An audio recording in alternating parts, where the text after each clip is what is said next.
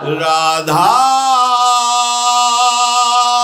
राधा राधा राधा।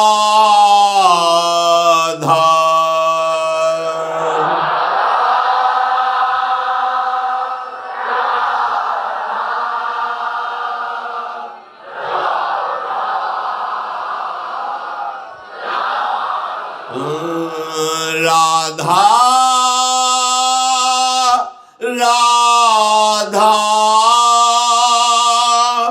राधा राधा।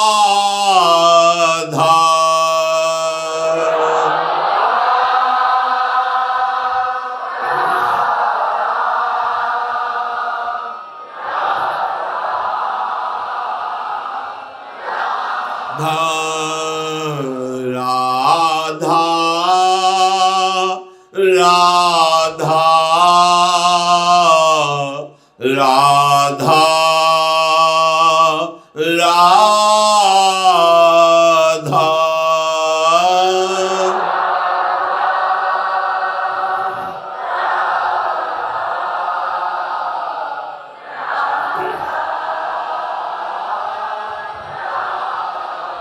श्री राधा वल्लभ लाल की जय।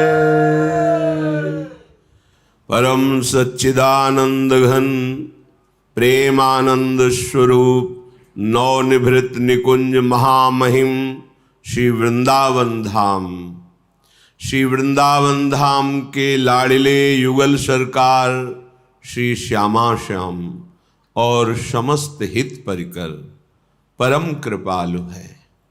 बस इस जीवन को इनकी कृपा के आदर में समर्पित कर दो। जो आप पर कृपा हुई है ये अलौकिक है, अहेतुकी है और निश्चित ये परम कल्याण के लिए ही हम पर कृपा हुई है।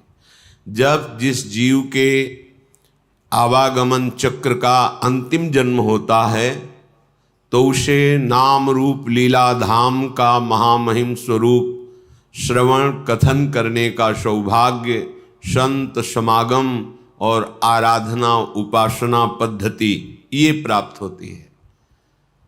महापुरुषों के वचनों के अनुसार जो हमें प्राप्त है ये हमारे अंतिम जन्म की सूचना है।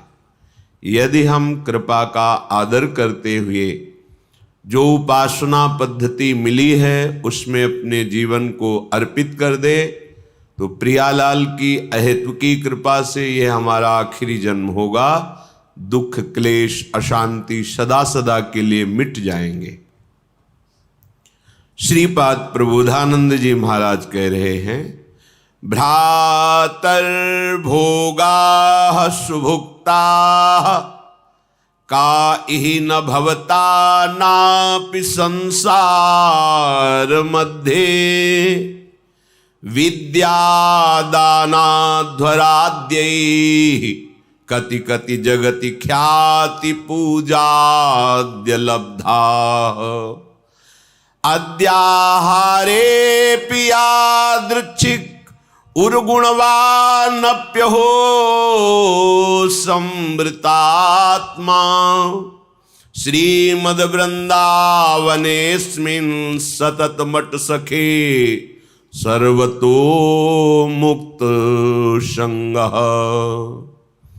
हे भाई, यदि तुम्हारा मन ऐसा प्रलोभन दे रहा हो आपको कि ये भोग तो भोगा नहीं, अगर भोग लूं तो हमारा मन शांत हो जाएगा, ऐसी बात मत मानना। ये आपको फंसा रहा है, क्योंकि भ्रातर भोगा सुभक्ता का इह न भविता नापि संसार मध्य। कोई ऐसा भोग नहीं है जो तुमने संसार में भोग न लिया हो, क्योंकि तुम्हारे बहुत जन्म हो गए हैं। इस माया के प्रभाव से पूर्व स्मृति नष्ट हो जाने के कारण तुमको ऐसा लगता है कि अगर ये मैं भोग लूं तो मेरा मन शांत हो जाए तो ये तुम्हारे साथ धोखेबाजी खेल रहा है। तुम्हारा अंतःकरण, जो बुद्धि मन चित्त अहंकार है, ये तुम्हारे साथ धोखेबाजी कर रहा है। जब इसे भोगों में उतारोगे तब ये फिर निर्णय करेगा। अंतःकरण, इसमें वो नहीं, इसमें होगा सुख, इसमें नहीं, इसमें होगा, पूरा जीवन बर्बाद कर देगा। कौन सा ऐसा भोग है जो तुमने उपभोग नहीं किया? सुभुक्ता, खूब अच्छी तरह से भोगा है, पर इस माया ने ऐसे विस्मरण को प्रकट कर दिया है कि तुम्हें होश ही नहीं है। तुम्हें लगता है मैं पहली बार संसार में आया हूं, तो पहली बार तो मुझे भोग लेना चाहिए। एक धनी घर के उपासक वैराग्य भावना से चलने की चेष्टा कर रहे थे, तो परिक्रमा में मिलते थे। एक बार उन्होंने कहा, मेरा मन ऐसा कहता है, जैसा ये महापुरुष जन इशारा करते हैं कि एक बार तो मैं भोग के देख लूं तो अपने मन को समझा लूंगा। नहीं नहीं, ये ऐसी फिसलन है इसमें, जो फिसला तो गुरु कृपा हरि कृपा ही आपको पुनः चढ़ा सकती है, नहीं तो ये फिसलता ही चला जाएगा, पकड़ में नहीं आएगा। फिर आप ये उत्साह भी खो देंगे कि मुझे परमार्थ में चलना है। देख लेना, ये उत्साह भी खो देंगे।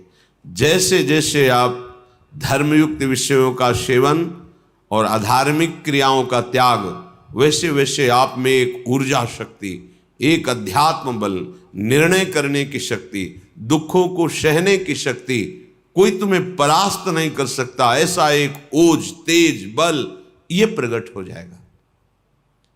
ये जो आप निराश हताश उदास इसी मन की सलाह के कारण हुए हैं।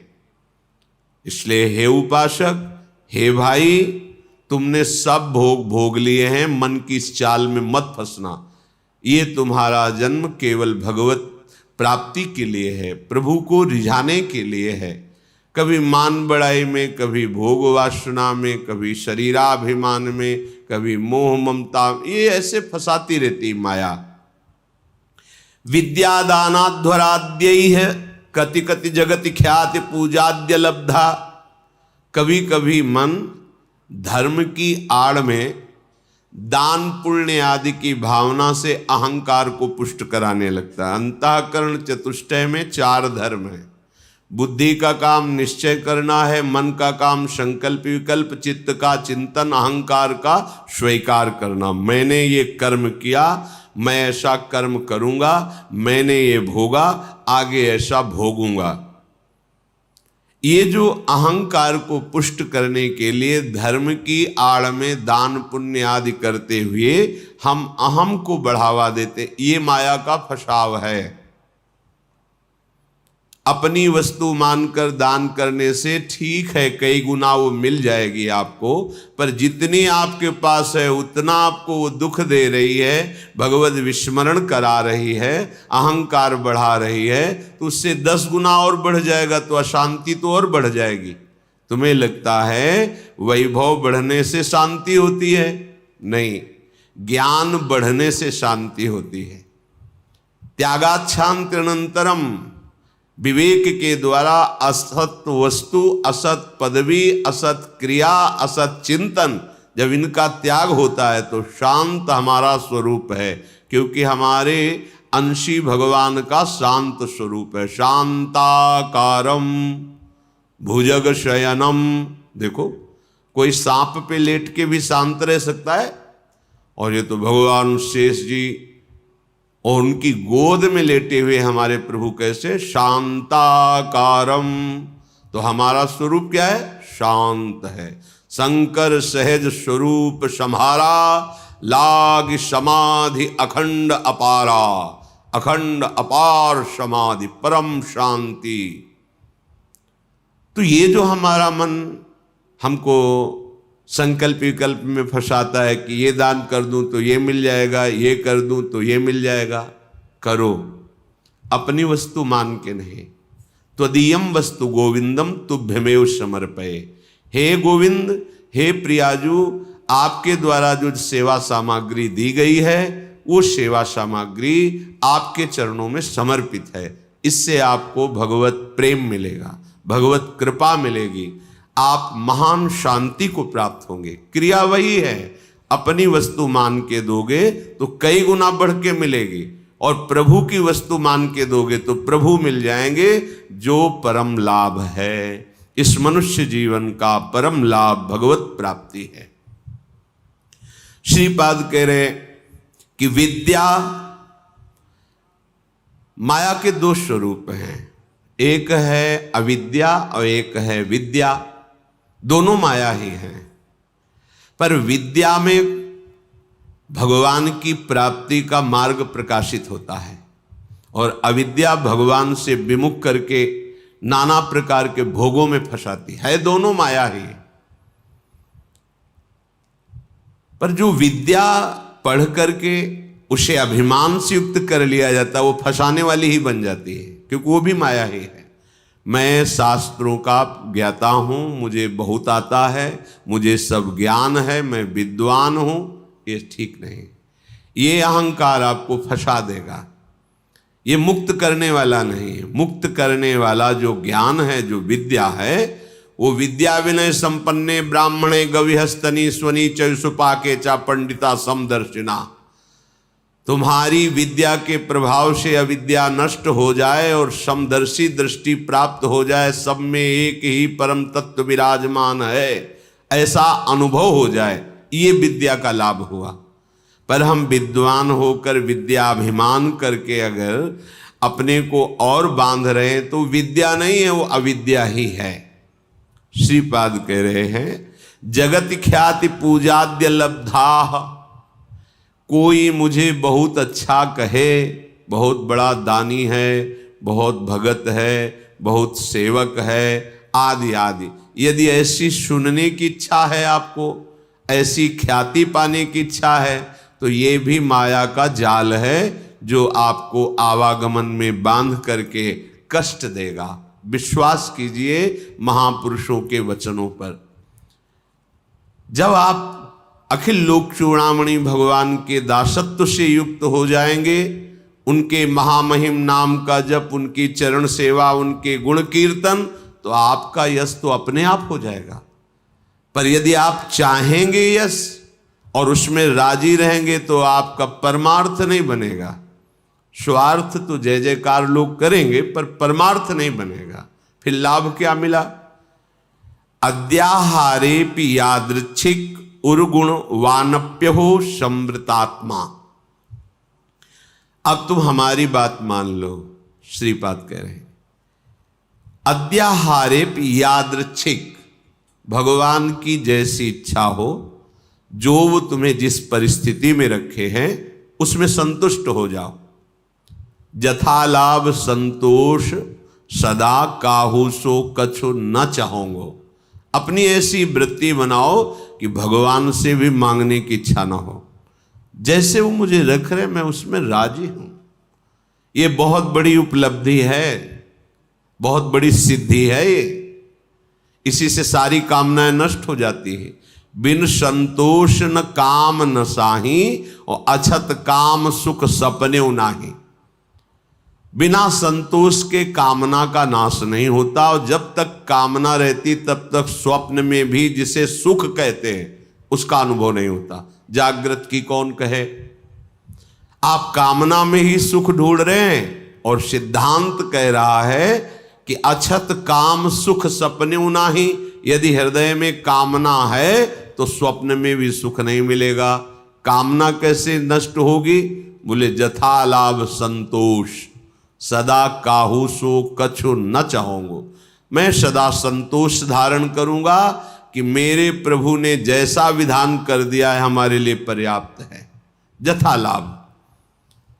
आद्यहारे पि यादृच्छिक, जो हमारे आराध्य देव है, उनकी इच्छा के अनुसार हमें आहार, वास, वस्त्र, व्यवस्था और संग, ये जो कृपा करके मिला है, हमको अब आकांक्षा नहीं करनी चाहिए किसी भी वस्तु की।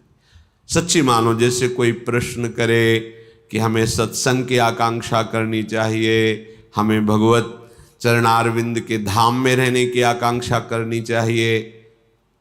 यदि आप ठीक से भजन करते हो तो आपको कोई आकांक्षा करने की जरूरत नहीं। आगे से आगे वो जहां पहुंचाना, जो करना है, अपने आप करेंगे। हम वृंदावन को जानते भी नहीं थे, पहली बार स्मरण हुआ कैसा होगा वृंदावन, क्योंकि अपने लोगों की अंतर्दृष्टि रहती थी, एक एक हरकत पर नजर थी अंदर की, बाहर का तो मतलब ही नहीं था। भगवान की ऐसी असीम कृपा रही है कि यौवन अवस्था में कभी कहीं भरपेट भोजन मिला हो तो मिला हो, ना कोई गर्म कपड़े पहनना, ना जीवन में कभी पंखा चलाना। ये ऐसी दुनिया का प्रपंच तो बहुत दूरी बात है, कभी पंखा के नीचे सोए हो ऐसा अनुभव नहीं है वृंदावन के सिवा। एकमात्र अंतर्दृष्टि, मेरी वृत्ति कहां है, बस इसी पर रहती थी।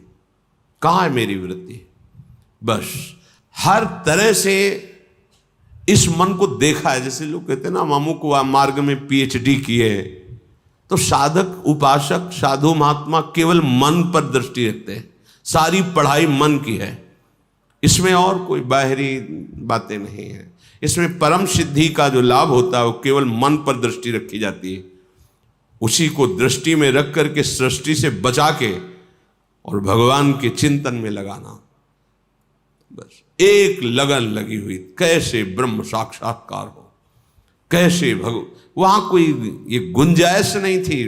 भोग सामग्री, भोग वार्ता, भोग दृश्य, घाटों में कहां गुंजाइश।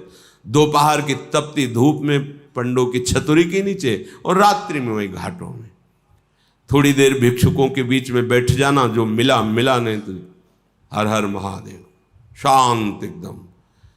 ब्रह्मचर्य और संयम का बड़ा बल होता है, कभी निराश हताश और ऐसा नहीं कि चलने लायक नहीं, ऐसा कभी अनुभव जीवन में नहीं हुआ। आप समझिए वो परिस्थिति अगर ना मिलती तो शायद है कि वो अनुभव भी ना होता। जो अनुभव, एक जो निश्चिंतता, निर्भयता, एक ठसक, हर समय नवीन उत्साह, वो भगवान ने जैसी परिस्थिति चयन की थी उसी में राजी होने से हो गया। एक बार इतने भूख से व्याकुल हुए तो दो संत आए काशी के, और ऐसा कहाँ रहते हो, घाटों में रहते। भोजन जो महादेव जी दे देते। या घाटों में कौन देता है, अन्नपूर्णा। कभी सतुआ, इतना जिससे भिखारियों को लोग बांटते हैं, 2-4 किलो सतुआ लिया, 50 बैठे हैं, ऐसे से डाल दी। तो कमंडल का ढक्कन होता था, ऐसे रखा, कोई एक पीस बर्फी रख दी ऐसे, बोले आओ चलो आज तुम्हें भोजन पवाते हैं। तो देखो मन की बात प्रभु ने सुन ली, लेकिन हंसी की बात, ले गए कमरे में बैठाला और 2 घंटे बाद आए। रात हो गई थी, शाम के बैठते थे जाके, और आए बोले हमारे यहाँ तो प्याज लहसुन बनता है, आप खाते हैं? ये तो नहीं बन। अच्छा महादेव, हाँ निकले, खूब हंसे कि ए मन, देखा तेरी चालबाजी नहीं चली, नियम लिया था कहीं नहीं जाएंगे, पर इतनी व्यवस्था हम अपनी तरफ से ले गए, और देखा तुम्हें उत्तर दिया महादेव, चल आज के बाद कोई बुलाए भी तो नहीं जाला है। जथा लाभ संतोष सदा का, ये बहुत बड़ी उपलब्धि का मार्ग है। चाहे गृहस्थ हो चाहे विरक्त हो, जैसी परिस्थिति प्रभु ने दी है, सच्ची मानिए तुम्हारे कल्याण के लिए वैसी परिस्थिति आवश्यक है। आप कह सकते हो बड़ा घर में प्रतिकूलता रहती, जरूरी है प्रतिकूलता। भगवत प्राप्ति के लिए जो तुम्हें प्रतिकूलता मिली जरूरी है, बड़े बड़े सिद्ध भक्तों को मिली है। आप तो अभी भक्ति के मार्ग में कदम रखना चाहते हैं, और जो भक्ति के सुभट हैं उनके साथ भारी से भारी प्रतिकूलता हुई। हम प्रतिकूलता का निरादर न करें, वो भगवत कृपा है जो मुझे दलदल से निकाल रही है। सबका स्वरूप सामने आ रहा है। रहीमन विपदा हो भली, जो थोड़े दिन होए, हित अनहित या जगत में जान परे सब कोय। तो अद्याहारेपि यादृच्छिक उर्गुण वा नप्य हो समृतात्मा। जब आपको जैसी परिस्थिति में रखा गया उसके बदलने के लिए आप दिखावा न कर दे। दिखावा होता है।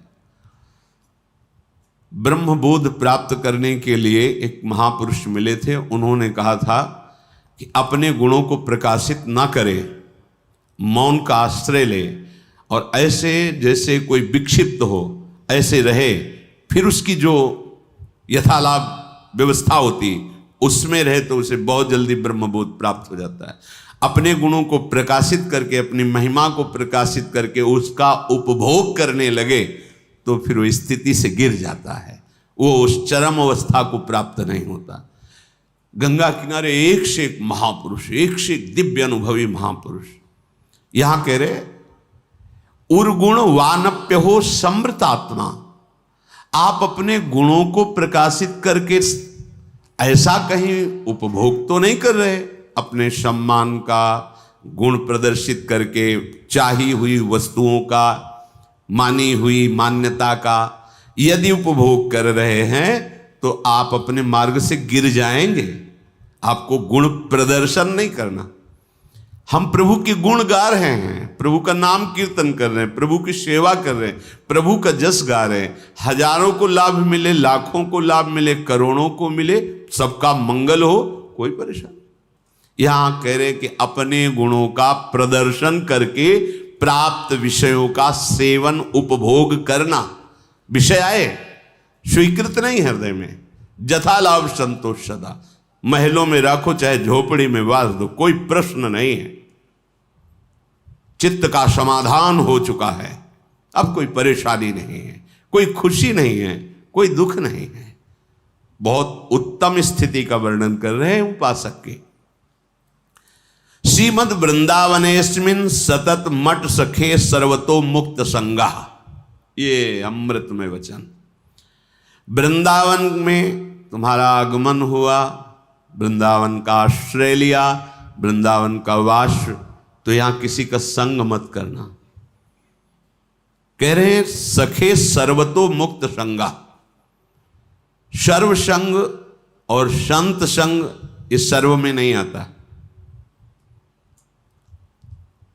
जो भगवत अनुराग में रंगे हुए महापुरुष हैं, तो भगवत प्राप्त संतों ने भी ऐसी आकांक्षा की कि मुझे ऐसे प्रेमी महाभागवतों का संग मिले, क्योंकि बिना उनकी चरण धूलि में बैठे, उनकी चरण धूलि से अभिषिक्त हुए ना तत्वबोध होता है ना भगवत प्रेम होता है। तो संतों का संग ही सर्व संग का त्याग कराता है।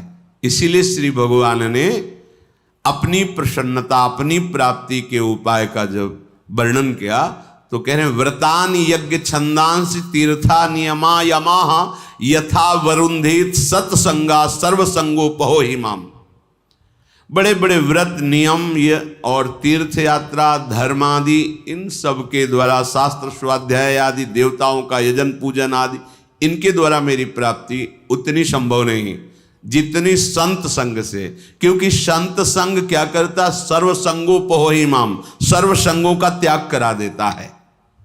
जो आसक्ति संसार में, विषयों में, व्यक्तियों में, वही आसक्ति यदि संत महात्मा में हो जाए तो मोक्ष का खुला हुआ द्वार शास्त्रों में पाया गया है।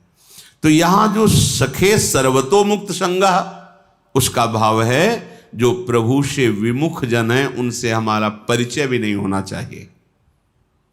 वृंदावन ऐसे रहे मनो चिन्हारो नहीं, हम नहीं पहचानते किसी को। नेत्र नीचे हैं, अपने मार्ग को देख रहे हैं और अपने प्रिया प्रीतम का स्मरण कर रहे हैं। जो मिलता है मेरे प्रभु इस रूप में आए हैं, ऐसे भाव से। कहीं कोई सांसारिक भाव, सांसारिक संबंध नहीं। सांसारिक प्रपंच को स्वीकार करने वाला उपासक उपासना में आगे बढ़ नहीं सकता। अपने गुणों को प्रयोग न करते हुए, जो हमारे अंदर भागवतिक गुण हैं, वो प्रभु की महिमा को, प्रभु के यश को गान करके जगत मंगल के लिए हैं। अपने में विशेषता का भाव आ जाना पतन का लक्षण है। मैं इनसे विशेष हूं, विशिष्ट हूं, मैं महान हूं, ऐसी बात मलिन अंतःकरण में आती है, निर्मल अंतःकरण में नहीं। जितना अंतःकरण निर्मल होता जाएगा उतने ही ये भाव खत्म होता चला जाएगा। और जिसका संपूर्ण अंतःकरण निर्मल हो जाता है उसके हृदय में ये बात आ जाती है कि मैं चराचर जगत का सेवक हूं।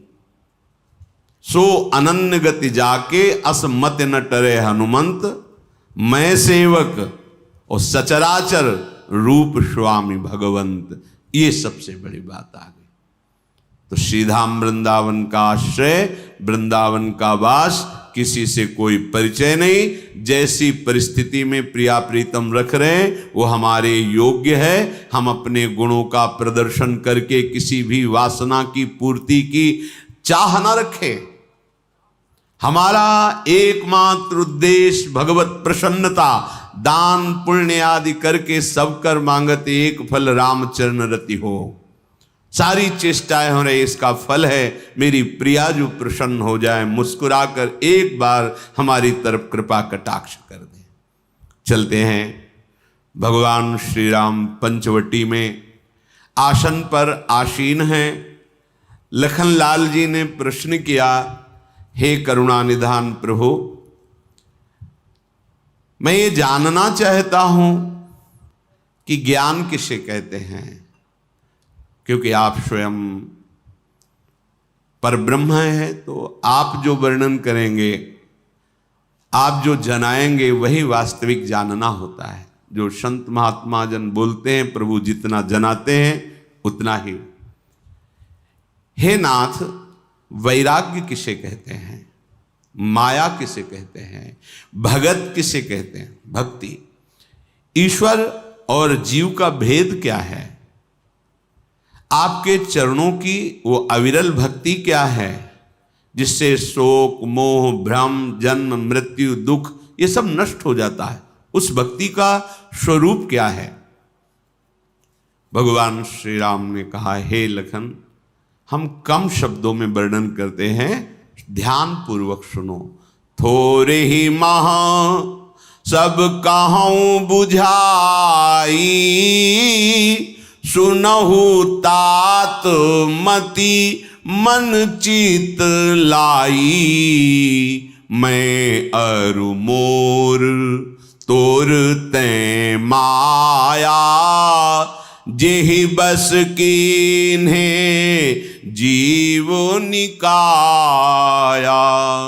गो गोचर जहां लगी मन जाई, सो सब माया जाने हूँ भाई।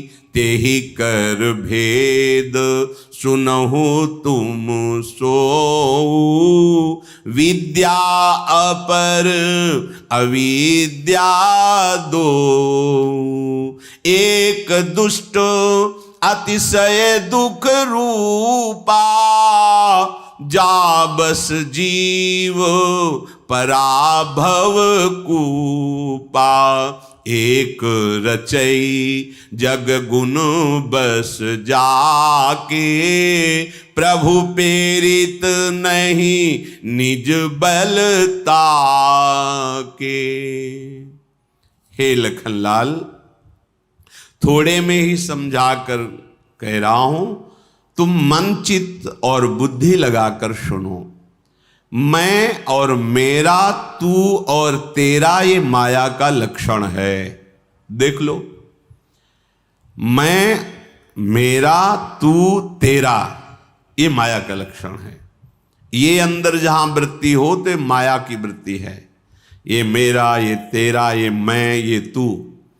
मैं, तू, मेरा, तेरा, ये माया की प्रधान वृत्ति है जो हृदय में ही बैठी हुई है। देख लो, इसी ने समस्त जीवों को माया में बांध रखा है। मैं, मेरा, तू, तेरा, इस वृत्ति से संपूर्ण चराचर जगत को बांध रखा है इस माया ने। साधक इसी पर प्रहार करता है। मेरा और तेरा खत्म, या तो मैं, तो वो अहम ब्रह्मास्मि, इतने बड़े बनो कि तुम्हारे समान कोई रह न जाए, इतने बड़े बनो कि तुम में सब समा जाएं। अब बचा केवल मैं, वो शुद्ध मैं श्री कृष्ण है, जिसे अहम ब्रह्मास्मि, मैं ब्रह्म हूं। ये ज्ञान मार्ग। और भक्ति केवल तू ही तू, जिधर देखता हूं तू ही तू, बस खत्म। जहां मैं तू वहां माया, जहां केवल मैं तू है ही नहीं वो ज्ञान, और जहां मैं खो गया केवल तू ही तू वो भक्ति, और जहां मैं और तू वहां माया। इंद्रियों के विषयों को लेकर के मन जहां तक दौड़कर जाता है, 5 ज्ञानेंद्रियों के साथ मन विचरण करता है। मना कष्टान इंद्रियाणी प्रकृति स्थानी कर सती, वो सब माया में ही विचरण करता है। इस माया के 2 विभाग हैं, एक विद्या और दूसरी अविद्या। अविद्या बहुत दुष्ट स्वभाव पैदा करती है, दोष युक्त है, अत्यंत दुख ही दुख देती है। जिसके वश होकर जीव इस भवकूप में, संसार कुएं में गिरता है, बार बार जन्म बार बार मरण होता है। और विद्या भी माया ही है। ये जगत की रचना करती है, प्रभु से प्रेरित है। इस विद्या में अपना बल नहीं है, भगवान का बल है।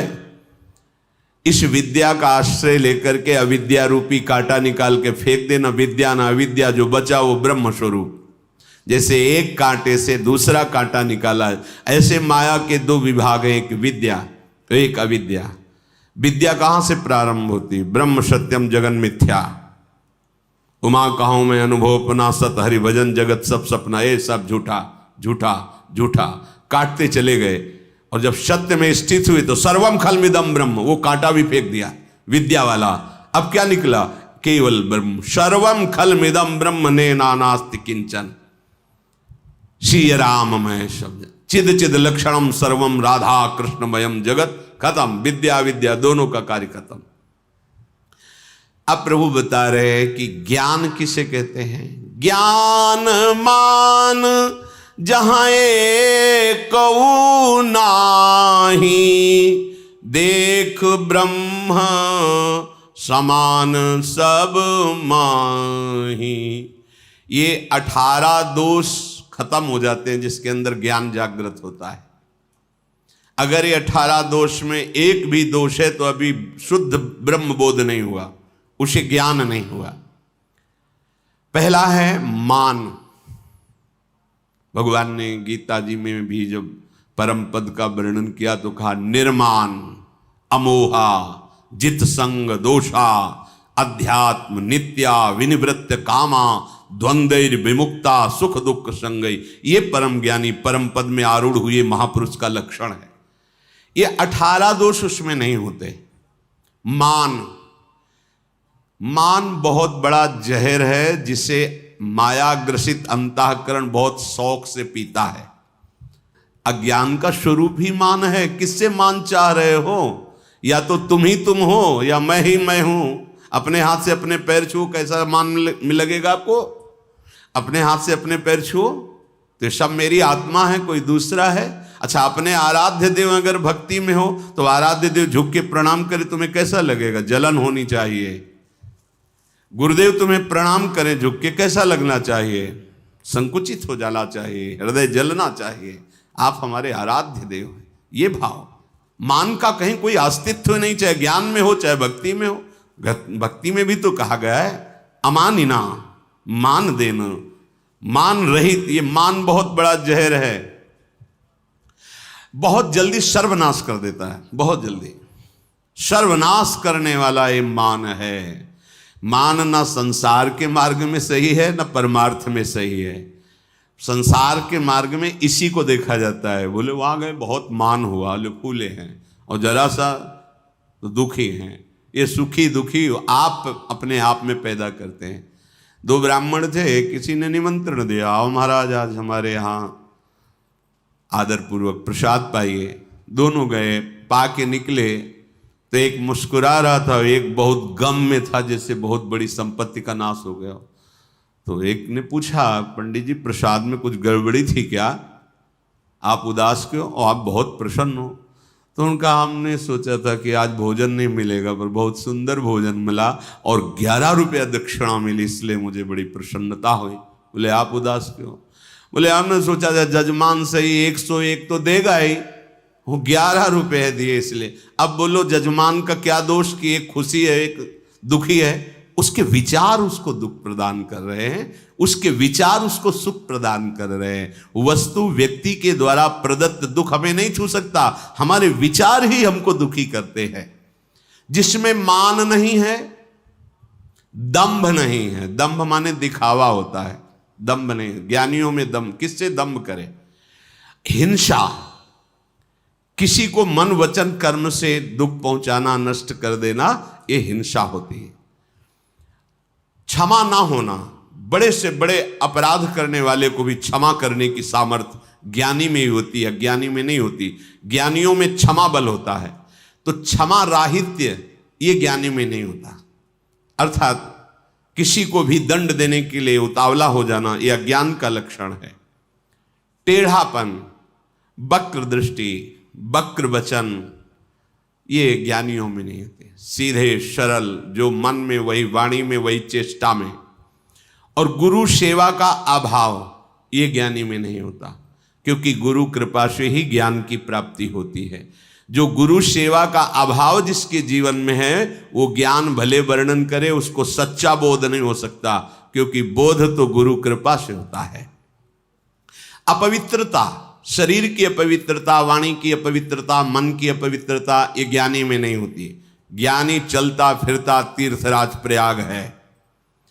अस्थिरता, वो चंचल नहीं होता, गंभीर रहता है, शांत स्वभाव, क्योंकि अब कोई चाह नहीं, कोई मन का निग्रहित ना होना, ज्ञानी में ये दोष नहीं रहता।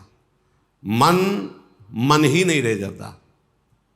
जैसे मन की सत्ता है, कामना, वासना, स्पृहा, तृष्णा, ये है तो मन है, और ये नहीं है तो मन नहीं रहा, वो भगवत स्वरूप हो जाता है। इंद्रियाणाम मनश्शास्मि, वो साक्षात भगवान हो जाता है मन। तभी वो भगवत स्वरूप होकर भगवत लीला का रसास्वादन करता है। जब तक कामना है, वासना है, स्पृहा है, तृष्णा है, तब तक मन है, और जहां ये खत्म हुआ तो मन ब्रह्म हो जाता है, ब्रह्म स्वरूप, वो भगवत स्वरूप हो जाता है। ज्ञानी के हृदय में इंद्रियों के विषयों में आसक्ति रूप दोष नहीं होता। नहीं स्वात्मारामम विषय मृग तृष्णाम भ्रमयति, किसी भी भोग में तनिक भी भोगने की इच्छा तनिक भी बिल्कुल नहीं होती, जिसे ज्ञान हो जाता है। जैसे रस्सी को देख करके डर लगा कि सर्प है, पर जब जान गए रस्सी है तो बिल्कुल डर नहीं होता। अहंकार का पूर्णतया अभाव होता है ज्ञानी में, अहंकार नहीं होता है। और जन्म मृत्यु जरा व्याधि, इसका कोई भी उसे दुख नहीं होता है। जन्म मृत्यु बुढ़ापा रोग, इनका प्रभाव उसको व्यापता नहीं है। जगत में कहीं भी किंचन मात्र भी कोई सुख बुद्धि नहीं होती ज्ञानी की। स्त्री पुत्र घर आदि में रहते हुए भी ममता और आसक्ति नहीं होती। अपने अनुकूल और प्रतिकूल परिस्थिति प्राप्त होने पर उसके हृदय में हर्ष और शोक नहीं होता। उसके हृदय में किसी के प्रति सेवक भाव नहीं रहता, जो ज्ञानी होता है, क्योंकि कोई दूसरा है ही नहीं, मैं के सिवा कोई दूसरा है ही नहीं, तो किसका सेवक? एकांत हो या समाज में हो, उसका मन हर समय समाहित रहता है, उसके लिए कोई एकांत की जरूरत नहीं। विषयी पुरुष का मन एकांत में उसके ऊपर हावी हो जाता है, प्रपंच में तो लगेगा ही नहीं, एकांत में भी वो हावी होकर के विषय चिंतन कराएगा। लेकिन जो ज्ञानी महापुरुष होते हैं उनके लिए एकांत और प्रपंच दोनों बराबर हैं। वो चाहे बाजार में बैठे हो तो समाधि चित्त हैं, और चाहे वो एकांत बैठे हो तो समाधि चित्त हैं। घोर विषयी पुरुषों के बीच में भी बैठ करके असंग रहना, ये ज्ञानी का लक्षण है। घोर विषयी प्रपंची पुरुषों के बीच में बैठे असंगन जित संग दोषा, किसी का भी दोष उनके हृदय में किंचन मात्र भी प्रवेश नहीं करेगा। ये 18 लक्षण जब हृदय में, तो समझो कि ज्ञान प्राप्त हो गया है। भगवान कहते ज्ञान वही है जहां मान आदि ये 18 दोष ना हो, जो सब में समान रूप से एक ब्रह्म का अनुभव करता है। भावना करना अलग चीज है, अनुभव करता है, वही सच्चा ज्ञानी है। हे तात, अब वैराग्य सुनो। कहिए तात सो परम विरागी, तृण सम सिद्धि 3 गुण त्यागी। हे तात, परम वैराग्यवान उसे ही कहते हैं जो त्रिगुणात्मिका माया के रचे हुए किसी भी विषय वस्तु व्यक्ति स्थान में तनिक भी राग नहीं रह जाता। पूरा एक ही शब्द में त्रिगुणात्मिका माया के द्वारा रचे हुए किसी भी वस्तु व्यक्ति स्थान में कहीं भी राग नहीं रह जाता, और यहां तक कि सिद्धियों में भी राग नहीं रह जाता। वही परम वैराग्यवान कहा जाता है। माया ईस न आप कहूं, जान कही सो जीवू, बंद मोक्ष प्रद सर्व पर माया पेरक शिव। जो माया को, ईश्वर को और अपने स्वरूप को भी नहीं जानता, उसे जीव कहते हैं। जीव किसे कहते हैं? ना अपने को जानता है, ना प्रभु को जानता है, ना माया को जानता है। जो कर्मानुसार बंधन और मोक्ष देने वाला, सबसे परे माया का प्रेरक, वही ईश कहलाता है, वही ईश्वर है। अब भगवान कह रहे हैं कि जो आपने पूछा शोक मोह दुख का नाश करने वाली भक्ति का क्या स्वरूप है, तो धर्म ते बीरती जोग ते ज्ञाना, ज्ञान मोक्ष प्रद वेद बखाना। जाते बेगी द्रवऊ में भाई, सो मम भगति भगत सुखदाई।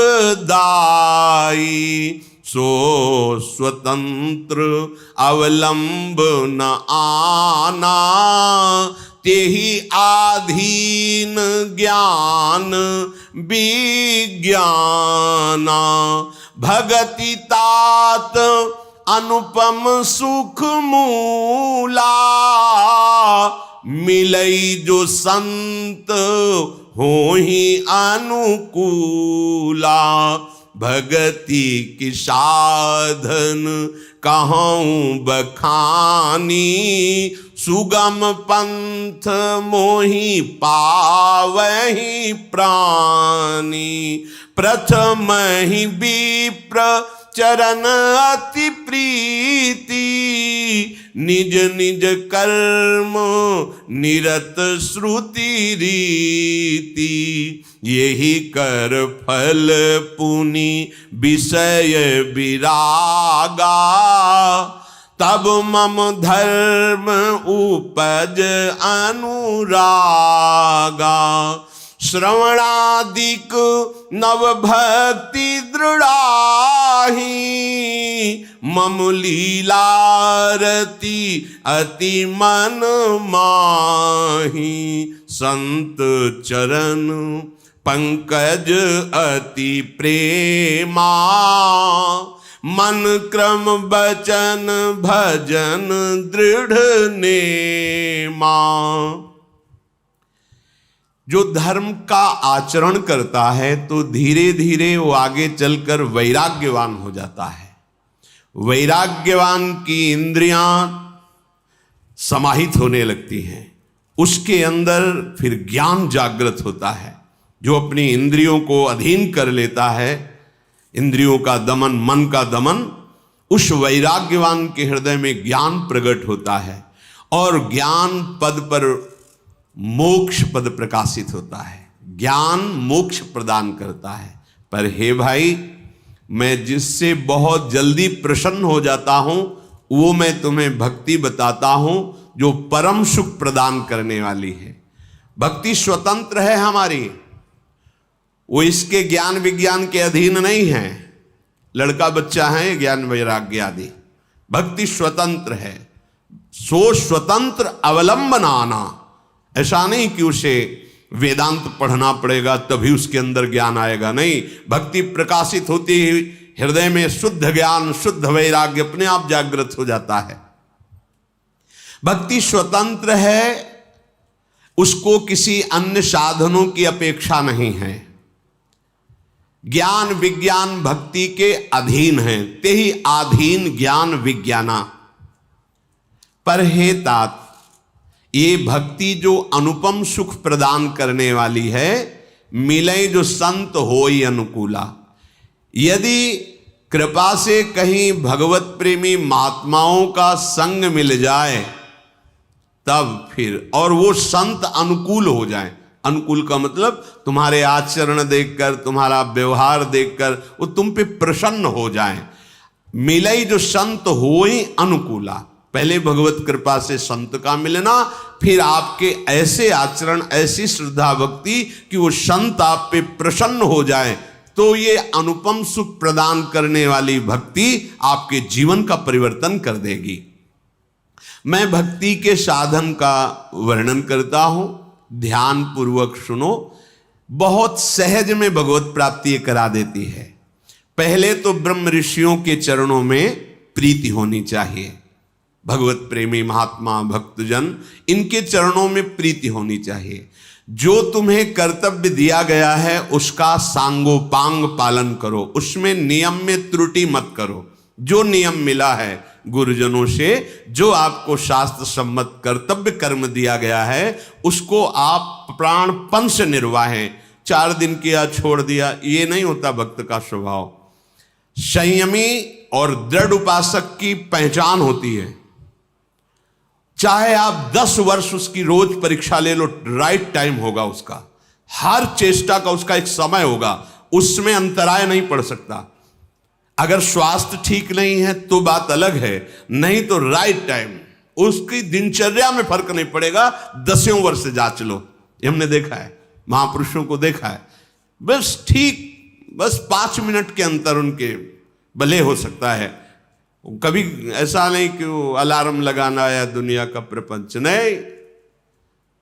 उनकी दिनचर्या, उनकी चेतना शक्ति जागृत हो जाती है। उपासना ठीक टाइम पे, जिस समय आरती उस समय आरती, जिस समय भोग उस समय भोग, जिस समय विश्राम हो ठीक उनका समय विश्राम का, जिस समय उठना बस।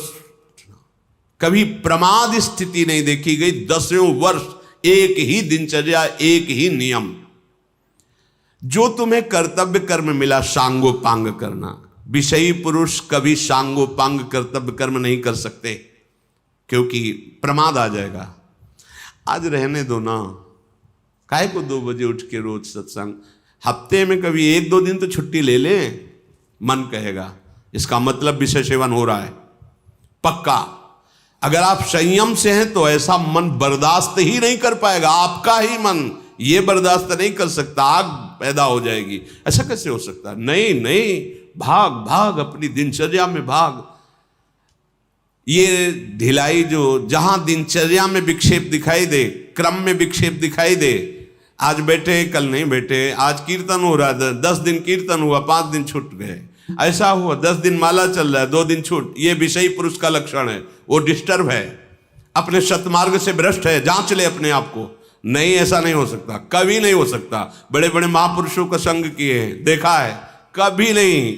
वृद्ध है ठीक टाइम पे 1:30 बजे, हमने देखा 1:30 बजे वृद्ध है, 90-92 वर्ष की अवस्था है, सन्यासी है, ठीक 1:30 बजे 2 बजे के बीच में कमंडल खटपट होने लगा उनका। दिनचर्या आप जीवन भर जो करते रहे हैं वो कैसे आपको गिरने देगा? नहीं, एक दिनचर्या, एक नियम। गुरुदेव भगवान ने भी एक दिन कहा था, साधु की पहचान उसकी दिनचर्या। अगर उसकी दिनचर्या में फर्क पड़ता है तो विषय सेवन कर रहा है, किसी से पूछने की जरूरत नहीं, देख ले विषय सेवन कर रहा है। नहीं, दिनचर्या बिल्कुल अपने लक्ष्य पे होगी, टाइम बाय टाइम होगी। जो एक दिनचर्या, एक नियमावली कभी खंडित ना होना, स्वास्थ्य खराब हो जाए तो भी वो जगह बैठा मिलेगा, भले चेष्टाएं नहीं हो रही पर उसकी चेतना में दिनचर्या चल रही है।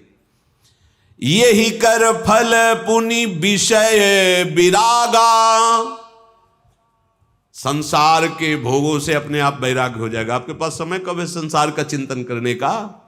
जब चिंतन ही नहीं हो रहा तो संकल्प कैसे बनेगा भोगों का? जब भोगों का संकल्प ही नहीं तो क्रिया ही नहीं। असली वैराग्यवान की दिनचर्या बताती है वैराग्यवान है कि नहीं। इसीलिए गुरुजनों के समीप गुरुकुलों में वास करते थे। कोई भी हो, प्रारंभ नहीं, नियम संयम के द्वारा जीवन पकड़ पकड़ अपने मन को पकड़, क्योंकि ये गुरु शासन बर्दाश्त नहीं कर रहा। इसका मतलब मन अहंकार और विषय से युक्त है, इसीलिए वो रौंदने के लिए अपने को तैयार नहीं है। अब हम स्वतंत्र हैं, हमारा जब मन आएगा उठेगा, हमारा मन आएगा हम जो करेंगे। हाँ करो, लेकिन जो तत्व है वो स्फुरित नहीं होगा। जो लक्ष्य है उसको वेद नहीं सकते। तो लक्ष्य वेदने के लिए तो गुरु कृपा ही केवलम। निर्देश हो गया इतने बजे से ये इतने प्राण निकल जाएं, वो समय नहीं छूटने पाएगा। जब इस पर तुम्हारी मात्र दृष्टि नहीं है तो कागज में लिख लो, विषय सेवन किए बिना रहोगे नहीं, वो विषय भोगी हो। अंदर से अपने आप को देख लो। नहीं, ये संयम नियम ऐसे अद्भुत जागृत हो जाते। यही है उपलब्धि। आजीवन अपनी नियमावली में, आजीवन अपने संयम में। घाट में ही रहते थे तो कितने ऐसे महात्मा ठीक 3 बजे मंत्र उच्चारण करते हुए गंगा आचमन कर रहे हैं, हाथ में दंड नारायण है, ठीक रोज पहचान थी। अब वो आने वाले होंगे, अब वो आने वाले होंगे, क्रम था उनका। जब उनके समीप कभी ऐसे बैठकर बात करने को मिली तो दिनचर्या की ही प्रेरणा दी। आपकी दिनचर्या ही आपकी साधना है और आपकी साधना ही आपकी साधुता है। भगवान कह रहे ये ही कर फल पुण्य विषय विरागा, संपूर्ण भोगों से वैराग्य हो जाता है। तब मम धर्म उपज अनुरागा, तब मेरे भागवत धर्म में अनुराग उत्पन्न होता है। अब चलो, भगवान का मार्ग है, चलो। कभी पीड़ा होती है आपको? जब आपका भजन छूटता है, आपकी दिनचर्या छूटती है, आपको पीड़ा होती है? नहीं होती। यदि आपके व्यापार में घाटा होता है तो आपको पीड़ा होती है। आपकी मानी मान्यता के अनुसार अगर लाभ नहीं मिला तो आपको पीड़ा होती। लेकिन भजन छूट जाए कोई पीड़ा नहीं, कोई पश्चाताप नहीं। सतमार्ग के नियम छूट जाए कोई आपको परेशानी नहीं। तो महत्व कहाँ है आपका? असत मार्ग संसार में महत्व है, क्योंकि संसार की हानि बर्दाश्त नहीं। 4 दिन भजन नहीं हो कोई बात नहीं, तो कहां तुम्हारा भागवत धर्म है, कहां तुम्हारा संयम नियम है? ये विषयी पुरुष का लक्षण पहचान है। चाहे जितना वो कसम खाए उसके आगे बात नहीं चलेगी। अनुभव के आगे किसी की ये झूठी बातों की बात नहीं चलती। आपका संयम आपके गुरुदेव के वचनों पर प्राण समर्पित करने की बात एक पवित्र अंतःकरण में आती है। प्रमाद स्थिति स्पर्श भी नहीं कर सकते। स्वप्न में भी आप गुरु आज्ञा का उल्लंघन करने में भयभीत हो जाएंगे यदि संयमी हैं। कैसे, ऐसा कैसे हो सकता है? अगर असंग तो असंग, हमारा जीवन आपके अधीन है, असंग तो असंग, कह दिया वही अपने जीवन छोड़ देंगे। ये परमार्थ है। यहां कोई मान्यता नियम संयम की नहीं। क्यों? क्योंकि विषय सेवन होता है। प्रमाण इस बात का है। निर्विषय हृदय को देखो आप, वो ठीक लक्ष्य पे जाएगा। लक्ष्य पे ये पहचान होती है। इसका फल होता है विषयों से वैराग्य, उसका फल होता है भागवत धर्म में रति। 9 प्रकार की भक्तियां उसके हृदय में उदित हो जाती हैं। श्रवणम कीर्तनम स्मरणम विष्णुर्पाद सेवनम अर्चनम वंदनम दास्यम सख्य आत्मनिवेदनम। फिर ये 9 भक्ति करते हुए मेरी लीलाओं के प्रति उसका अनुराग प्रकट होता है। भगवत चर्चा सुनने में अब विशेष सुख मिलने लगता है और उसको संत बहुत प्राण प्यारे लगने लगते हैं। संत चरण पंकज अति प्रेमा, मन क्रम वचन भजन दृढ़ नेमा। भगवान कह रहे संत चरणों में उसको अत्यंत प्रेम हो जाता है। अत्यंत प्रेम। संत दरस, संत संभाषण, संत वचन सुने बिना वो जीवन व्यर्थ लगने लगता है कि आज हमें सत्संग सुनने को नहीं मिला, हमें कुछ अच्छा नहीं लग रहा। आज हमें संत दर्शन नहीं हुई, हमारा आज का दिन व्यर्थ गया। आज हमें संत से दृष्टि नहीं मिली, किस काम का हमारा? उसके हृदय में ऐसी प्रीति प्रकट होती है। मन वचन कर्म से दृढ़ नियम वाला होकर मेरा भजन करता है। यह है मन वचन कर्म से दृढ़ नियम वाला। हमने वृद्ध संतों को भी देखा है, वृद्ध अपनी उनकी दिनचर्या में फर्क नहीं देखा है।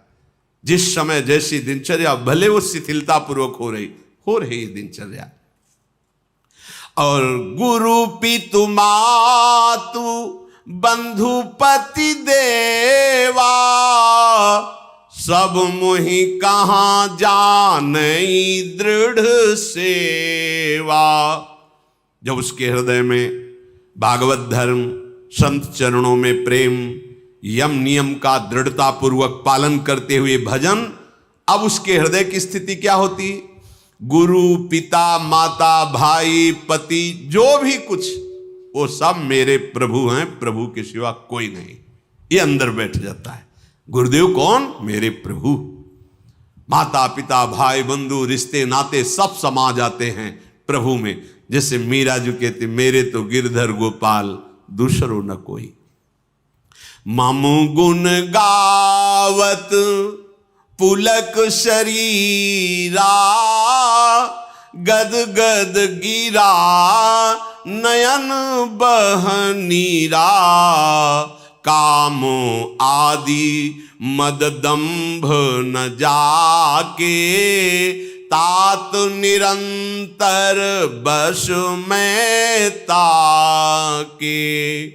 बचन कर्म मन मोरी गति, भजन करहि निहि काम। तिनके हृदय कमल महू, करऊं सदा विश्राम। जो मेरे ऐसे सेवारत भक्त जन होते हैं, देखो ये सेवा भजन का फल है। जब ठाकुर जी के श्रीअंग की सेवा, उनके प्रेमी जनों की सेवा, तो मानो बहुत जन्म भजन हुआ, उसका फल मिला है सेवा। जो सेवा को ऐसा मानते हैं कि हम एकांत में बैठकर तो माला नहीं चला पाते, फिर ये सेवा किस काम की? अभी समझ में नहीं आई। भजन का फल है सेवा। सब मोहि कहाँ जानई दृढ़ सेवा, ये बहुत आखिरी में वर्णन आया है। सब कुछ मुझे मानकर केवल मेरी सेवा में तन्मय है। मेरा गुण गाते समय जिनके शरीर में रोमांच हो जाता है, वाणी गदगद हो जाती है, नेत्रों से अश्रु जल बहने लगता है, ये परम स्थिति है। काम मद और दम्भ उनके हृदय में नहीं रह जाते। हे भाई, ऐसे भक्तों के अधीन मैं रहता हूं, मैं ऐसे भक्तों के अधीन रहता हूं। लखनलाल से कह रहे, जिनको कर्म वचन और मन से केवल एकमात्र मेरी ही गति है, जो निष्काम भाव से मेरा भजन करते हैं, उनके हृदय कमल में सुखपूर्वक मैं आराम करता रहता हूं। हर समय में उनके हृदय में विश्राम करता हूं। प्रभु के श्रीमुख से भक्ति योग को सुनकर लक्ष्मण जी ने विशेष सुख पाया और प्रभु श्री रामचंद्र जी के चरणों में सिर नवाया। वैराग्य, ज्ञान, गुण और नीति का ऐसे ही प्राय वर्णन होता। एक दिन की बात है कि रावण की बहन शूर्पणखा वो वहां भ्रमण करते हुए आई। पीछे जब सत्संग प्रारंभ हुआ था भगवान श्री राम के चरित्र का, तब आया था विश्रवा को कुबेर जी ने सेवा में 3 नवयुवतियां जो मायामयी और बहुत सुंदर थी, एक पुष्पोत्कटा और मालिनी और राका। पुष्पोत्कटा से रावण कुंभकर्ण, मालिनी से विभीषण और राका से ये शूर्पणखा और खर, इनका प्रादुर्भाव हुआ था। विश्रवा जी पुलस्त जी के ही अंश से प्रकट हुए थे। उत्तम ब्रह्म ऋषि हैं जो ब्रह्मा जी के मानस पुत्र कहे गए हैं, पर क्रोध भाव से कुबेर जी के साथ द्वेष करते थे, प्रारंभ में सुना था। उस भाव का प्रभाव हुआ कि माता राक्षसी कुल की थी, तो ये राक्षस स्वभाव वाले प्रकट हुए। पर बड़ी विचित्र लीला, उनमें से विभीषण जी भगवान के परम भक्त, तो ये बहन ही हुई, पिता एक ही है और माता अलग अलग है। ये घूम रही थी, पता नहीं कौन सा सौभाग्य भगवान पर इसकी दृष्टि पड़ी और मोहित हो गई। यद्यपि ये बड़ी भयावनी और राक्षसी स्वभाव की, उसने देखा भगवान श्री राम को तो हृदय में विकलता हो गई। ऐसा सुंदर रूप,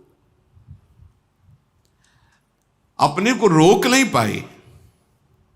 प्रणाम है भैया, भगवान के रूप में कौन नहीं मोहित हो जाएगा, प्रणाम है। पर भाव कुछ दूसरा है इसका, आंतरिक। जैसे प्रेम तो गोपीजनों ने भी किया और प्रेम मथुरा की कुब्जा ने भी किया, पर जय जयकार कुब्जा की नहीं, गोपीजनों की ही। श्री कृष्ण सुखार्थ निष्काम प्रेम गोपीजनों के हृदय में है। और थोड़ा तो इसलिए श्री शुकाचार्य जी ने तो उसके लिए दुर्भगा शब्द का भी प्रयोग किया है, कुब्जा के लिए। गोपीजनों की चरण रज तो बड़े बड़े महापुरुष बंधन करते हैं। प्रभु के रूप को देखकर एक कामाशक्त हो गई, वैसे फिर भी प्रणाम करने लगा, योग्य है। कोई ऐसा है ही नहीं, जब काम स्वयं काम से युक्त हो जाए प्रभु को देख के, कोटि काम के मन को मोहित करने वाले प्रभु का रूप है। पर कुछ भाव कुछ दूसरा है। इसके पति का नाम विद्युज्जुहा है, ये काल के राक्षस का प्रधानमंत्री है। रावण ने जब आक्रमण किया तो विद्युज्जुहा ने, प्रधानमंत्री था, उसने कहा कि तुम्हारी जो ये इच्छा है कि संपूर्ण ऋषि मुनियों को नष्ट किया जाए और राक्षसी राज्य हो, इसमें हम सहयोग नहीं करेंगे। ये शूर्पणखा का पति था विद्युज्जुहा। उसकी कोई आज्ञा का उल्लंघन कर दे बर्दाश्त नहीं था, तो रावण ने मार डाला था उसी दिन। अब जब पति को भी मार डाला तो उसके आगे किसका बस क्या है। तो रही थी अपने भाई खर के समीप ही पंचवटी में, पर सोच रही थी कभी ऐसा अवसर आएगा तो तेरा विनाश मेरे द्वारा ही होगा। तूने मेरे पति को मारा। वो राक्षस तो था विद्युज्जुहा, पर धर्मयुक्त था। वो कहता ऐसा नहीं, आप ऋषि मुनियों को मारे, राक्षस राज साबित करें, इस पे हम आपका सहयोग नहीं करेंगे। तो मार डाला उसने, क्योंकि जो अपने स्वार्थ में अंधे होते वो रिश्ते नातों का सम्मान नहीं करते। अब ये स्त्री शरीर में थी तो राक्षसी, पर मन मारे बैठी थी कि कोई हमें ऐसा। अब खर, दूषण, तीसरा, ये सब अनुगामी थे रावण के, रावण की आज्ञा पे चलते थे। तो सोचा कि अगर इनसे भी जरा बोलेंगे तो ये हमें मार डालेंगे। रावण का विरोध कोई कर दे ऐसा है ही नहीं। त्रिभुवन में कोई नहीं था कि उसके खिलाफ कोई बोल सके। अंदर ही अंदर सोच रही कभी तो अवसर मिलेगा, जीवन व्यतीत करूंगी, लेकिन जिस दिन अवसर मिलेगा इसका नाश करवाऊंगी। आज अजान बाहु भगवान को देखकर उसको और सुना था कि इन्होंने ही सुबाहु आदि काम, मारीच को एक बाण मारा था तो बिना फण का 400 कोस दूर गिरा था, 100 योजन दूर गिरा था। ताड़का का वध किया, विराध का वध किया। उसको पता था, समझ गई कि ऐसा कोई साधारण बलि ताड़का को नहीं मार सकता था, सुबाहु को नहीं मार सकता था, विराध को नहीं मार सकता था। इसका मतलब है महाबली हैं, एक बार इनसे मिल के देखती हैं। तो प्रभु से कह रही तुम सम पुरुष, क्योंकि आपने भी निश्चय किया है, निश्चरहीन मह करूं भुज उठाए प्रणकीन। और मेरा भी आंतरिक निश्चय है कि इसको बर्बाद करके छोड़ूंगी, जिसने हमारे सुहाग को उजाड़ा है। पर बोल नहीं सकती थी।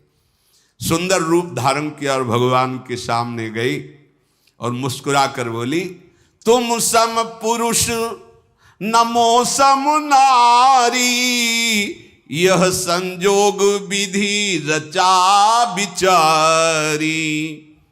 आपके जैसा पुरुष नहीं, मेरी जैसी नारी नहीं, बड़ा सुंदर संजोग है, स्वीकार कर लो महाराज। मम अनुरूप पुरुष जग माही, देखूं खोजी लोक तिहु नाही। ताते अब लगी रहियूं कुमारी, मनुमाना कछु तुम्हीं निहारी। मेरे लायक तो आप ही हो, तीनों लोक में कोई नहीं है मेरी जोड़ का कि रावण का विनाश का संकल्प कर सके। आपने भी किया है और मैंने भी किया है, बड़ी गूढ़ भाषा है। वैसे अब तक मैं कुमारी हूं, किसी का वरण नहीं किया, आप हमें स्वीकार कर लीजिए। तुमको देखकर मन मान गया है। भगवान सीता जी की तरफ देखे मुस्कुरा दिए। सीत ही चित ही कही प्रभु बाता, जैसे तुम कुमारी हो ना, आहै कुमार मोर लघु भ्राता। हमारे पास तो सीता जी है, ये कुमार हमारे लघु भ्राता लखनलाल, इनके पास जाओ, इनसे बात करो। ओ गई लक्ष्मण रिपु भगनी जानी, प्रभु बिलो की बोले मृदुबानी। सुंदरी सुन मैं इनकर दासा, पराधीन नहीं तोर सुपासा। प्रभु समर्थ कौशलपुर राजा, जो कछु करही इन्हीं सब छाजा। सुंदरी, मैं तो प्रभु का दास हूं, पराधीन हूं, मेरे द्वारा तुम्हें कभी सुख नहीं मिल सकता। एक कौशल नरेश भगवान श्री राम हैं, इनको सब कुछ फबता है। आप इन्हीं की चरण शरण में जाएं, क्योंकि सिद्धांत है सेवक सुख चाह मान भिखारी। व्यसनी धन शुभ गति व्यभिचारी। लोभी जसु चाह चार गुमानी। नभ दुहि दूध चहत ये प्राणी। सेवक होकर के अपने सुख की चाह करे, भिक्षुक धर्म स्वीकार करके सम्मान की चाह करे, जुआ शराब व्यभिचार करने वाला धन और शुभ गति चाहे, कभी नहीं प्राप्त हो सकता।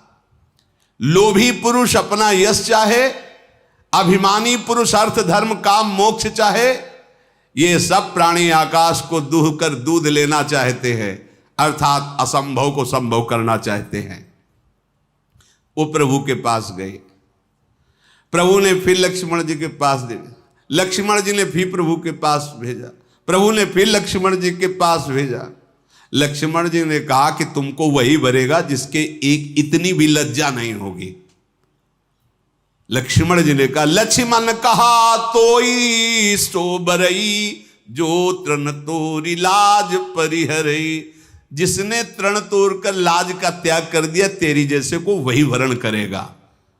अब तो सुंदर रूप त्याग कर आ गई शूर्पणखा के रूप में, भयानक रूप। तब खिसियानी राम पही गई, रूप भयंकर प्रगटत भई। सीत ही सभय देखी रघुराई, कहा अनुज सन शयन बुझाई। सीता जी को भयभीत देखकर भगवान ने पीछे किया सीता जी को, लक्ष्मण से कहा हिसाब कर दो इसका। नाक कान काट लिए। लक्ष्मण तिलाघों सो नाक कान बिन कीन, ताके कर रावण को मनो चुनौती दीन। नाक कान काट के मानो निशाचर राज रावण को चुनौती भेजी हो। लक्ष्मण जी ने शूर्पणखा को नाक कान रहित कर दिया। अब तो जब नाक कान कटा तो ऐसा लग रहा था जैसे गेरू के पहाड़ से पानी का धारा गिर रहा हो, ऐसे खून बहने लगा। नाक कान बिनु भई बिकरारा, जनु स्रव शैल गेरू के धारा। खर दूषण पही गई बिल पाता, धिग धिग तव पौरुष बल भ्राता। नाक का वैसे विकराल थी, जब नाक कान कटा तो लाल लाल खून बह रहा और विकराल रूप हो गया। अब अवसर ढूंढा, अब विनाश का कार्य शुरू करूंगी। गई खरदूषण के पास और कहा, तू भाई है, बड़े बलवान बनते हो तुम, राक्षस राज बनते हो, देखो तुम्हारी बहन का नाक कान काट, तुम्हारे बल को धिक्कार है। तो किसने किया है? तब समझा कर बताया, यहीं पास में आए हैं एक राजकुमार जिनके साथ बहुत सुंदर स्त्री और दूसरे राजकुमार गोरे और इतने बलशाली कि तुम उनके सामने कुछ नहीं हो। देखो तुम्हारी बहन का नाक कान काट लिया। अब तो तुरंत आदेश किया, तो जैसे काजल के पर्वत पंख धर के उड़ रहे हो ऐसे ऐसे भयानक राक्षस अपने असली सब रूपों में युद्ध की तैयारी की। नाना वाहन नाना कारा, नाना युद्ध धर घोर पारा, सूप नखा आगे कर लीनी।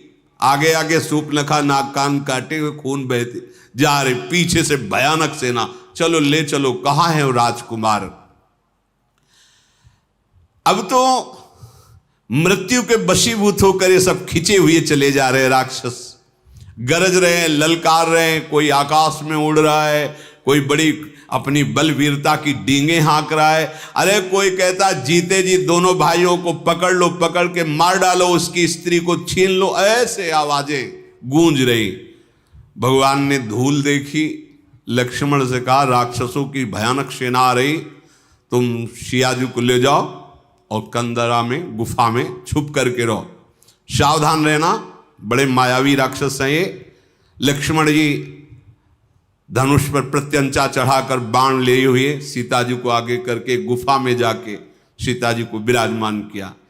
अब वो राक्षसों की सेना समीप आई, राम जी ने टंकार की धनुष की, तूड़ी से बाण निकाल करके हाथ में लिया। कठिन टंकार सुनते ही कांप गए सारे राक्षस। सारंग धनुष की टंकार भगवान का ये दिव्यास्त्र है।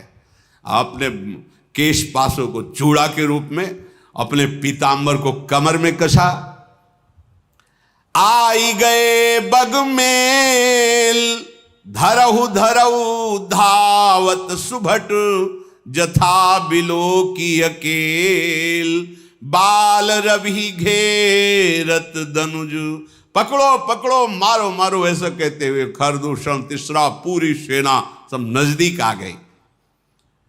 जैसे बाल सूर्य जब उदय होते हैं तो मंदेह नाम के दैत्य मानो घेर लिए हों, ऐसे भगवान को चारों तरफ से घेर लिया।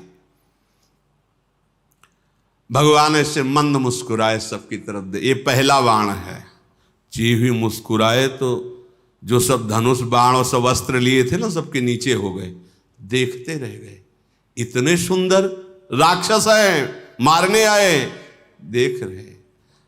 खरदूषण ने देखा कि यहां तो मारने आए थे, यहां तो सब लुट रहे। भगवान को जब देखा तो उसने कहा मंत्री से कि मेरी बात इनसे कहो। कोई ऐसा आज तक मैंने देखा नहीं जैसा इनको देखा है। नाग असुर सुर नर मुनि जेते, देखे जीते हते हम केते, पर हम भरी जन्म सुनो सब भाई, देखी नहीं है सुंदरताई। इतना सुंदर रूप तो हमने कहीं नहीं देखा। सुनो, यद्यपि इन्होंने हमारी बहन को कुरूप किया, पर इनको मारेंगे नहीं, बहुत सुंदर है। देखो ये बात, भगवान के रूप को देखकर घोर निशाचरों के हृदय में भी प्रेम का स्फुरण हो रहा है। यद्यपि भगिनी कीन कुरूपा, बधलायक नहीं पुरुष अनुपा। जाओ छाइन से कह दो अपनी पत्नी को जो छुपा के रखा है हमें दे दो, हमारा बदला हो जाएगा। तुमने हमारी बहन के नाक कान काटे, तुम अपनी पत्नी, और जाओ आराम से, निर्भय हो जाओ, तुम्हें कोई नहीं मारेगा, तुम बहुत सुंदर हो। मंत्री से कहा जाके कह दो, मेरा कथन जाके उनको सुनाओ। दूत ने जाके भगवान श्री राम जी से कहा तो भगवान मुस्कुरा करके बोले, देखो तुम जानते नहीं हो हम क्षत्रिय राजकुमार हैं, तुम्हारे जैसे पशुओं का वध करना हमारा शिकार खेलना होता है। हम क्षत्रिय मृगया बन करहीं, तुमसे खल मृग खोजत फिरहीं। तुम्हारे जैसे राक्षसों का वध करना हमारा स्वभाव है, और तुम जहां लड़ना चाहिए वहां हमें सलाह देने आए हो। अरे तुम जानते नहीं, तुम हमें बालक मत समझो। काल भी हमारे सामने खड़ा हो जाए तो हम उससे पराजित होने वाले नहीं हैं। दैत्य कुल का नाश करना और मुनियों की रक्षा करना यह मेरा संकल्प है। तुम्हें हम बालक दिखाई दे रहे हैं, लेकिन दुष्टों को दंड देने के लिए संग्राम में आज तक कभी पीठ दिखाया हो रघुवंशियों ने, ऐसा प्रमाण नहीं मिला। और उसी वंश का मैं हूं। जाओ अपने स्वामी से कह दो, रण में ये मित्रता और कपट और चतुराई की बातें नहीं करते, युद्ध करना चाहिए। अगर तुम्हारे में सामर्थ्य नहीं तो भाग जाओ यहां से, अगर सामर्थ्य है तो युद्ध करो, ये सलाहें मत भेजो। ये जो ही बात कही तो जल गया खरदूषण। हमने तो इस पर दया की, ऐसा कटु भाषण करता है, तुरंत इसको मार डालो। अब योद्धा बाण धनुष तोमर शक्ति बर्छी कृपाण परिक कटार फरसा ये सब लेके राक्षस दौड़ पड़े, बड़े भयानक। सावधान होई धाये जान सबल आराती, लागे बरसन राम पर अस्त्र शस्त्र बहुभांति, तिनके आयुध तिलसम करि काटे रघुबीर, तानि सरासन श्रवण लगी पुनि छाड़े निज तीर। भगवान ने अपने दिव्यास्त्र के द्वारा जितने राक्षसों के अस्त्र थे सबको काट दिया और बहुत खींच करके जोर से बाण का संधान करके, बाण ऐसे फुफकारते हुए अमोघ बाण भगवान के हैं, कोई ऐसा नहीं बच रहा आज जो सामने खड़ा हो सके। कुछ कटते जा रहे हैं कई कई जगह से। जब बड़े बड़े निशाचर देखते भागना शुरू किया सामने से। जब भाग रहे तो खरदूषण लौट करके आवाज दिया, अगर कोई आप पीठ दिखाकर भागा तो मैं उसे मारूंगा। युद्ध में अकेले हैं और इनसे सब पीठ दिखा, आज तक न जाने कितने वीरों को मार के खा गए, मुनियों को खा गए, ये भी मुनि वेश में, इनको तुम पीठ दिखा रहे हो। कुपित जान करके कि हमारा जब स्वामी ही कुपित, फिर लौटे आए, प्रभु कितनी शीघ्र बाण चढ़ाते हैं, संधान करते हैं, किसी को पता भी नहीं चलता। किसी की छाती, किसी का सिर, किसी का भुजा, किसी का हाथ पैर कट कट करके गिरने लगे। पहाड़ के समान राक्षस, तो वहां रक्त की धारा बह रही है, हाहाकार मच गया। अब भगवान ने एक बाण ऐसा संधान किया कि सबको सामने वाला राम दिखाई दे रहा है, और वो पूरी भीड़ में राक्षसों की एक बाण सम्मोहन ऐसा कि सामने वाला राम, वो उसको काट रहा, उसको वो राम दिखाई दे रहे, वो उसको आप सही में राम राम कही तनु तजहि पावहि पद निर्वाण, करि उपाय रिपु मारे छन मह कृपा निधान। ये राम, वो ये राम, और कहा जा रहे सब भगवान के धाम पहुंच रहे हैं, क्योंकि अंतिम में राम दर्शन और मुख से नाम, यही बड़े बड़े ऋषि जन मांगते, जो ऋषियों को भी नहीं मिलता। वो घोर राक्षसों को भगवान जब अवतार लेते हैं तब वो लाभ प्राप्त हो जाता है। हर्षित बरसई सुमन सुर बाजहि गगन निशान, स्तुति करि करि सब चले शोभित विविध विमान। देवता कर पुष्पों की वर्षा करते हैं। रघुनाथ जी ने इन पर विजय प्राप्त की। लक्ष्मण जी सीता जी को लेके आए, प्रसन्नता हुई। सीता जी श्री राम जी के उस रूप को देख रहे हैं, भ्रकुटी चढ़ी हुई, धनुष पर बाण संधान करते हुए, जैसे वैसे ही जब स्वरूप को देखा, नेत्र घा नहीं रहे ऐसे अपने प्रीतम के रूप को देखकर। भगवान पंचवटी में विराजमान हैं, मुनिजन आकर बैठते हैं, भगवत चर्चा होती है। आगे आगे तो चली थी सूर्पनखा, जब भगवान के सामने आई तो सबसे पीछे पहुंच गई थी। जब सब सुहा हो गए, देखा इधर का काम पेट। अब वो वहां से गई लंका में, और सभा में जाकर के हाथ पटक पटक के जमीन पे, छाती पे, माथे पे रोने लगी। रावण ने देखा, उसने क्या बात है, तेरी दशा ऐसी किसने की? बोले मदिरा पीता है और पड़ा रहता है, सुख भोग करता है, ऐसे कहीं राज्य चलता है? सूर्पनखा ने कहा, करसिपान सोवस दिन राती, सुध नहीं तो सिर परा राती। बहुत बड़ा दुश्मन आ गया है तुम्हारा, तुम राजनीति को जानते नहीं हो, केवल शराब पीते हो, मदिरा पीते हो और उन्मत्त होकर महल में बने रहते हो। जानते हो अगर विषयों का संग करे तो सन्यासी का नाश हो जाता है, अगर ठीक सलाह देने वाला मंत्री ना हो तो राजा का नाश हो जाता है, अगर मान प्रिय लगने लगे तो ज्ञान का नाश हो जाता है, मदिरा पीने का वाले का ऐश्वर्य और लज्जा का नाश हो जाता है, विवेक ना हो तो वैराग्य केवल नाटक रह जाता है। ऐसे ही यदि राजनीति सही ना हो तो राजा का नाश हो जाता है। मैं सही कहती हूं कि अब तुम्हारे नाश का अवसर आ गया है। बहुत बड़ा दुश्मन तुम्हारे समीप आ चुका है। दुश्मन को और आग को कभी छोटा नहीं समझना चाहिए। रावण, तू अपने अभिमान में है और सभा में तेरे जैसे भाई के होते हुए मेरी नाक कान काट ली गई, ऐसे चिल्ला चिल्ला के। तेरे जीते जी मेरी ऐसी दशा। सारी सभा खड़ी हो गई क्रोध से। शूर्पणखा बाह लंबी कर करके रावण से तेरे जोश में चढ़ाया, अब तेरा विनाश होगा। क्योंकि ये बात तब नहीं कहती जब सुहाग उजाड़ दिया था कि तेरे होते हुए तेरे हाथों से सुहाग नहीं। अब आज अपनी बात बता करके वो रोने लगी। तू ये तो बता कौन शत्रु है त्रिभुवन में, कौन ऐसा जो रावण से भयभीत ना होता हो।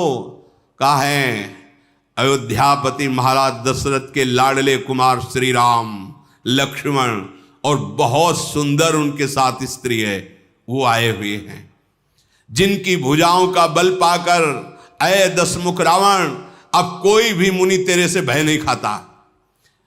देखने में बालक हैं पर काल के भी वो महाकाल हैं। परम धीर श्रेष्ठ धनुर्धर, महान गुणों से युक्त, महान बल, अतुलित बल प्रताप, द्रोह भ्राता, खल बदरत सुर मुनि सुख दाता, शोभा धाम राम अस नामा, तिनके संग नारी एक श्यामा।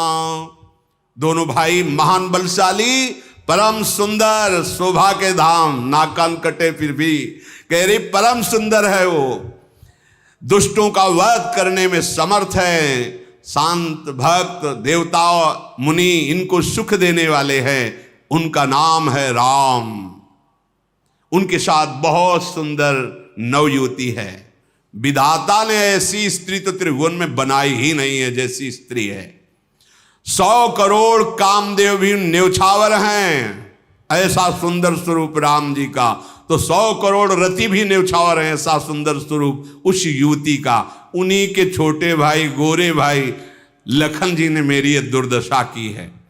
और जब मैं ये बात खरदूषण से कही तो पूरी सेना सहित वहां गए। खरदूषण, तीसरा, इन सब को काट के फेंक दिया, कोई नहीं बचा। शूर्पणखा की बात सुनकर रावण के माथे पे पसीना आ गया। उसने कहा कि सुर नर असुर नाग खगमाही, मोरे अनुचर कहां को नाही, खरदूषण मोहिसम बलवंता, मार सके को बिनु भगवंता। ऐसा कैसे हो सकता है?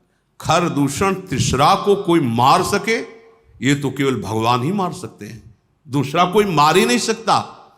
सुर रंजन भंजन मही भारा, जो भगवंत लीन अवतारा। ये कोई साधारण ज्ञानी भी नहीं है, भगवान शिव का ये महान अनन्य भक्त है। अब स्वभाव में राक्षसी प्रवृत्ति है।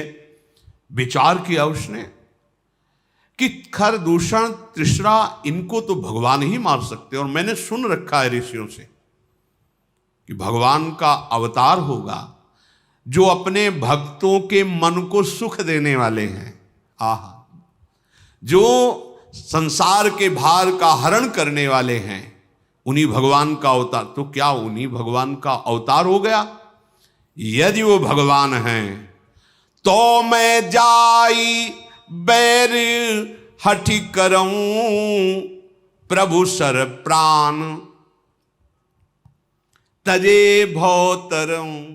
अगर भगवान है तो मैं उनसे बैर भाव की उपासना करूंगा, ऐसा दृढ़ बैर करूंगा कि उनके अमोघ बाण से परम पद को प्राप्त होऊंगा। क्योंकि मैं जानता हूं मेरे से भजन तो होगा नहीं।